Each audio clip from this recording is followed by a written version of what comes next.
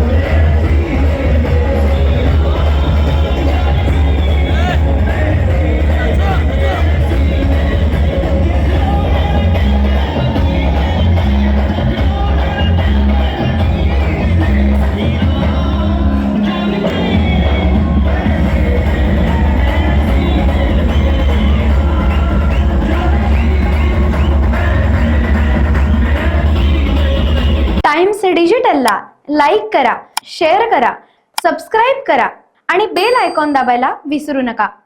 Times digital.